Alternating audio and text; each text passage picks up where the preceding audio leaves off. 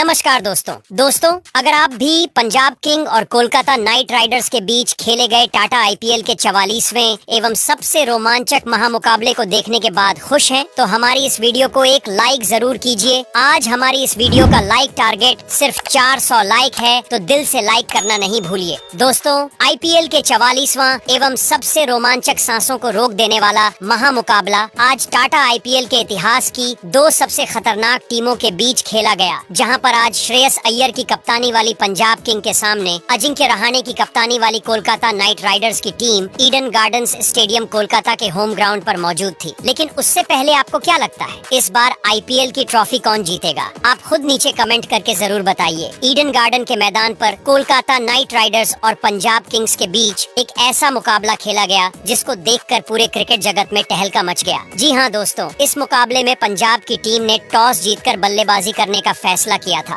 जो कि काफी अच्छा साबित हुआ। पंजाब किंग्स की तरफ से बल्लेबाजी की शुरुआत करने के लिए उनके दो विस्फोटक बल्लेबाज प्रभु सिमरन सिंह के साथ प्रियांश आर्य की खतरनाक जोड़ी मैदान पर उतरी। दोनों बल्लेबाजों के कंधों पर अपनी टीम को अच्छी शुरुआत दिलाने की जिम्मेदारी थी। वहीं कोलकाता नाइट राइडर्स की तरफ से पहले ओवर में गेंदबाजी करने के लिए आए वैभव अरोड़ा का स्वागत प्रियांश आर्य ने अपने अंदाज में पहले ही गेंद पर चौका लगाकर किया और चौके के साथ अपनी टीम का खाता खोला। इसके बाद वैभव अरोड़ा अच्छी गेंदबाजी कर रहे थे, लेकिन ओवर की अंतिम गेंद पर भी प्रियांश आर्य ने खतरनाक चौका झड़कर पहले ही ओवर में पंजाब के स्कोर को 10 रन तक पहुंचा दिया। कोलकाता नाइट राइडर्स की तरफ से दूसरा ओवर लेकर आए तेज गेंदबाज चेतन सकारिया खतरनाक गेंदबाजी का नजारा पेश कर रहे थे। दोनों बल्लेबाजों को चेतन के गेंद बिल्कुल भी समझ में नहीं आ रही थी। शानदार गेंदबाजी करते हुए चेतन सकारिया ने दोनों बल्लेबाजों को पूरी तरीके से बांध कर रखा और दूसरे ओवर में सिर्फ 3 रन ही खर्च किया।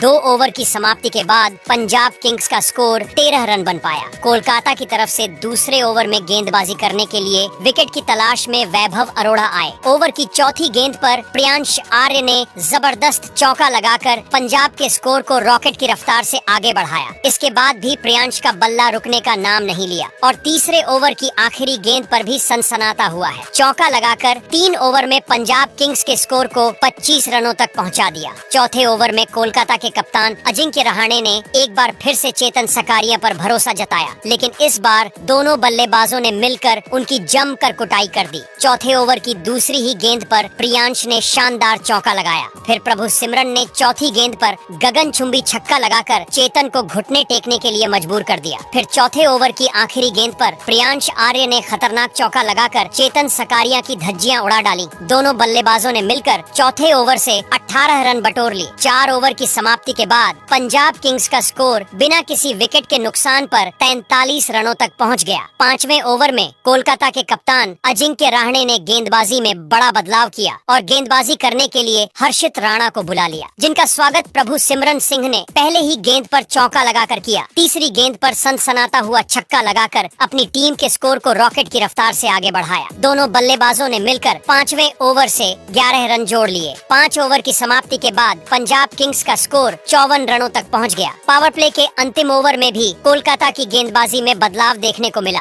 और इस बार अजिंक्य रहाणे गेंदबाजी करने के लिए स्पिन के जादूगर वरुण चक्रवर्ती को बुला लिया। आते ही वरुण चक्रवर्ती ने इतना खतरनाक गेंदबाजी किया कि दोनों बल्लेबाजों के होश उड़ गए। प्रियांशु आर्य और प्रभु सिमरन सिंह को वरुण की गेंद बिल्कुल भी समझ में नहीं आ रही थी और दोनों बल्लेबाज संभल कर अपना विकेट बचा रहे थे। वरुण चक्रवर्ती ने अपने इस ओवर में मात्र 2 रन खर्च किया, लेकिन वह भी विकेट निकालने में फेल रहे और वापस चले गए। पावर प्ले की समाप्ति के बाद पंजाब का स्कोर बिना किसी विकेट के नुकसान पर 56 रनों तक पहुंच गया। दोनों बल्लेबाज पूरी तरीके से सेट हो चुके थे और तेजी से रन बटोरते हुए अपनी टीम के स्कोर को आगे बढ़ा रहे थे। धीरे धीरे यह मुकाबला आगे बढ़ता गया। प्रियांश आर्य और प्रभु सिमरन सिंह ने मजबूत साझेदारी निभाते हुए पंजाब के स्कोर को 9 ओवर में 74 रनों तक पहुंचा दिया। कोलकाता नाइट राइडर्स के गेंदबाज विकेट निकालने में लगातार फेल हो रहे थे। कोलकाता के कप्तान अजिंक्य रहाणे को आज समझ में नहीं आ रहा था कि आखिर क्या कुछ किया जाए।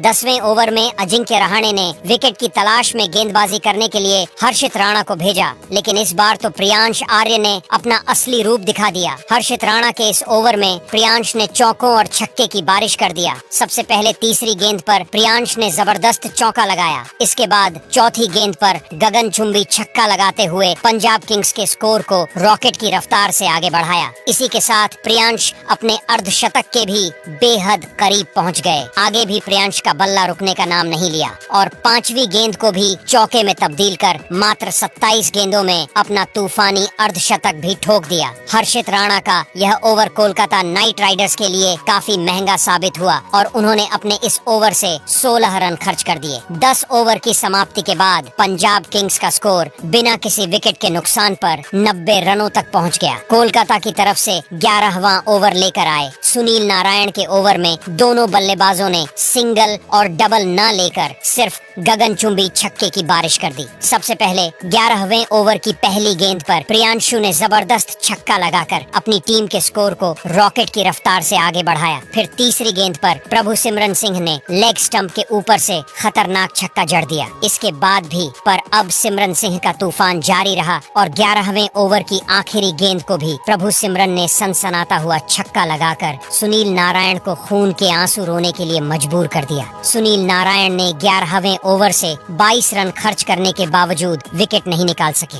11 ओवर के बाद पंजाब का स्कोर बिना किसी विकेट के नुकसान पर 112 रनों तक पहुंच गया। कोलकाता की टीम को इस मुकाबले में बने रहने के लिए लगातार विकेट की तलाश थी। 12वें ओवर में कप्तान अजिंक्य रहाणे ने नई रणनीति बनाई और गेंदबाजी में बड़ा बदलाव करते हुए गेंद को आंद्रे रसल के हाथों में थमा दिया। रसल का स्वागत प्रियांशु आर्य ने चौथी गेंद पर गगनचुंबी छक्का लगाकर किया, लेकिन रसल ने इसका बदला लेते हुए अगले ही गेंद पर प्रियांशु आर्य को वैभव अरोड़ा के हाथों कैच आउट कराकर इस साझेदारी को तोड़ दिया। अपने इस पारी के दौरान प्रियांश ने 35 गेंद पर 8 चौकों और 4 गगनचुंबी छक्के की सहायता से 69 रनों की तूफानी पारी खेली। अब प्रभु सिमरन सिंह का साथ देने के लिए खुद कप्तान श्रेयस अय्यर मैदान पर आ चुके थे। 12 ओवर के बाद पंजाब का स्कोर एक विकेट के नुकसान पर 121 रनों तक पहुंच गया। वहीं पर अब प्रभु सिमरन सिंह धीरे धीरे अपने अर्धशतक की तरफ बढ़ रहे थे। कोलकाता की तरफ से 13वां ओवर लेकर आए चेतन सकारिया की। प्रभु सिमरन सिंह ने धज्जियां उड़ा दिया। ओवर की पहली गेंद पर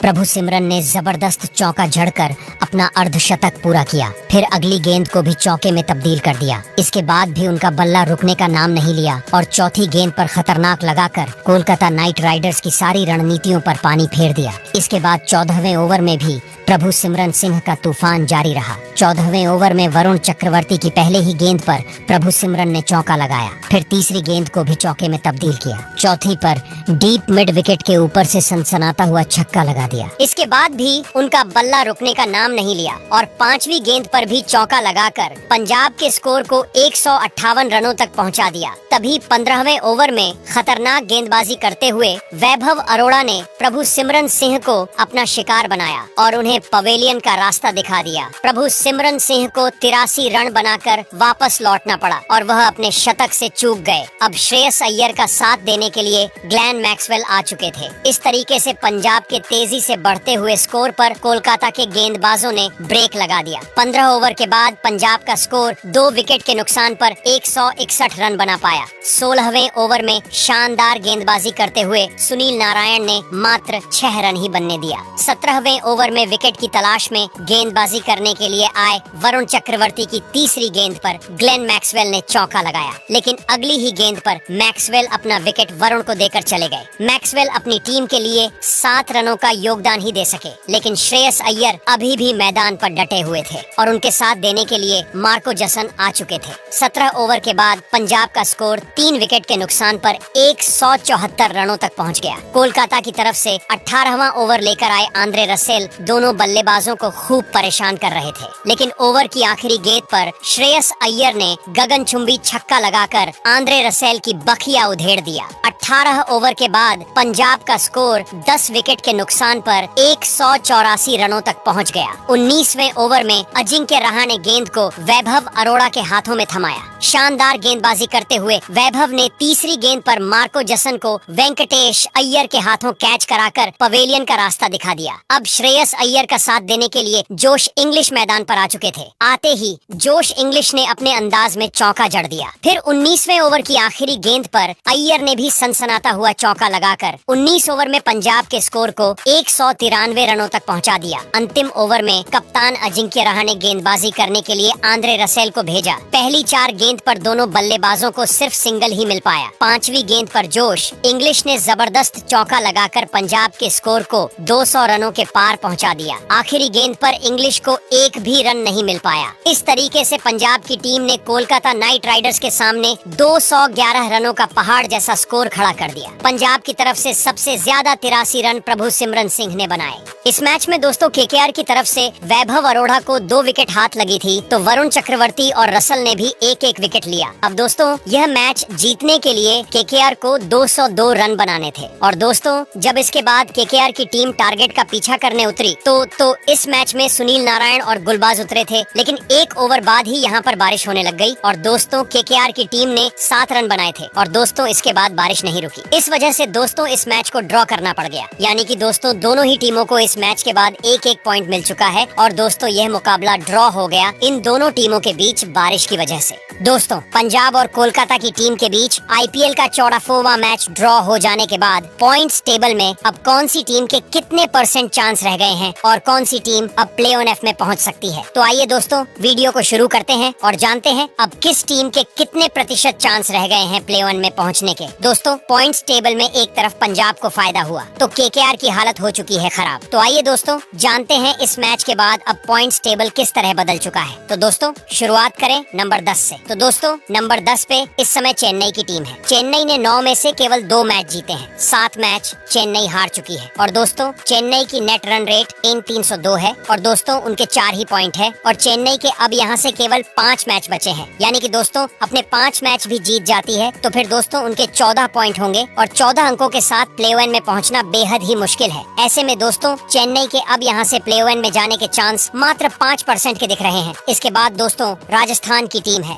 दोस्तों राजस्थान की टीम का हाल भी चेन्नई जैसा है, जहां राजस्थान ने 9 में से 2 मैच जीते हैं, 7 मैच हारे हैं। उनकी नेट रन रेट 0.625 है और उनके भी 4 पॉइंट हैं। और दोस्तों राजस्थान की टीम के भी अब यहाँ से 5 ही मुकाबले बचे हैं और दोस्तों 5 मैच वह जीत कर भी 14 अंकों तक पहुँचेंगे। इसका मतलब यही है कि उनके यहाँ से प्ले ऑन में जाने के चांस 5% के भी कम के हैं। इसके बाद दोस्तों 8वें नंबर पर हैदराबाद है। दोस्तों हैदराबाद की टीम ने 9 में से 3 मैच जीते हैं, 6 मैच हारे हैं और दोस्तों उनके नेट रन रेट 1.203 है और उनके दोस्तों 6 पॉइंट है। जहां दोस्तों हैदराबाद की टीम अगर अपने बचे हुए 5 मैच जीत जाती है तो फिर दोस्तों उनके 16 पॉइंट हो जाएंगे और उनकी नेट रन रेट में भी सुधार आ जाता है तो फिर उनके पास मौका है प्ले ऑन में जाने का। लेकिन दोस्तों उनका रास्ता ज्यादा आसान नहीं होने वाला है। इस वजह से उनके चांस भी प्ले ऑन में जाने के मात्रा भी 15 से 20% के दिख रहे हैं। और दोस्तों इसके बाद 7वें नंबर पर कोलकाता की टीम है। कोलकाता की टीम ने 9 मैच खेले हैं, 3 मैच जीते हैं, 5 मैच हारे हैं और उनकी नेट रन रेट प्लस 0.2 है और दोस्तों उनके 1 मैच ड्रॉ होने की वजह से अब उनके 7 पॉइंट हो चुके हैं।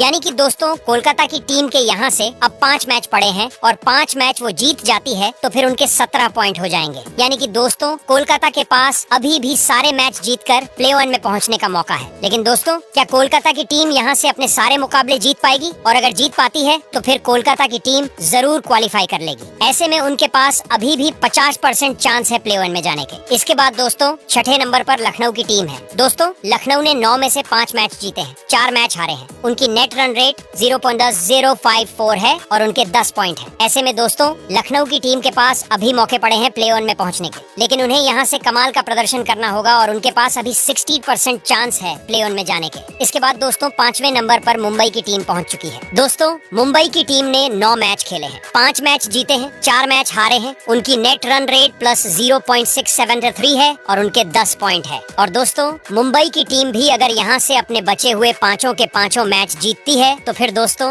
वो आराम से प्ले ऑन में पहुँच जाएगी। लेकिन दोस्तों मुंबई की टीम क्या पूरे मैच जीतेगी? ऐसा लगता नहीं है, एक आध मैच तो जरूर हारेगी। और दोस्तों अगर मुंबई की टीम एक आध मैच हार जाती है तो फिर भी उनके पास मौका है प्ले ऑन में जाने का और इस वजह से उनके पास अभी प्ले ऑन में पहुंचने के चांस 80% के दिख रहे हैं। इसके बाद दोस्तों 4थे नंबर पर पंजाब है। दोस्तों दोस्तों पंजाब ने 9 मैच खेल लिए हैं, जिसमें से वह 5 मैच जीती है, 3 मैच हारी है। एक मैच ड्रॉ होने की वजह से उनके 11 पॉइंट है और उनकी नेट रन रेट प्लस 0.7 है। और दोस्तों पंजाब की टीम अब यहाँ से उनके 5 मैच बचे हैं और अगर वह 5 में से 5 मैच जीतती है तो फिर दोस्तों उनके 21 पॉइंट हो जाएंगे। लेकिन दोस्तों पंजाब को अब यहाँ से केवल 3 मुकाबले जीतने हैं अपनी जगह प्ले ऑन में पक्की करने के लिए, और इस वजह से दोस्तों पंजाब के काफी ज्यादा चांस है प्ले ऑन में जाने के। उनके चांस अभी यहाँ से पूरे 90% के दिख रहे हैं। इसके बाद तीसरे नंबर पर आरसीबी पहुंच चुकी है। दोस्तों आरसीबी की टीम ने 9 में से 6 मैच जीते हैं, 3 मैच हारे हैं और उनकी नेट रन रेट प्लस 0.482 हो चुकी है और उनके 12 पॉइंट हो चुके हैं। और दोस्तों आरसीबी के पास अभी 5 मुकाबले पड़े हुए हैं, यानी कि दोस्तों आरसीबी की टीम अपने 5 में से 3 मैच भी जीत जाती है तो फिर दोस्तों उनके 18 पॉइंट हो जाएंगे, और 18 पॉइंट होने का मतलब है कि आरसीबी की टीम अब यहाँ से प्ले ऑन में पहुँच जाएगी। ऐसे में आरसीबी के प्ले ऑन में पहुँचने के चांस यहाँ से अब पूरे 90% के दिख रहे हैं। इसके बाद दूसरे नंबर पर दिल्ली की टीम है। दोस्तों दिल्ली कैपिटल्स ने 8 में से 6 मैच जीते हैं, 2 मैच हारे हैं। उनके नेट रन रेट प्लस 0.657 है और उनके 12 पॉइंट हो चुके हैं और दिल्ली की टीम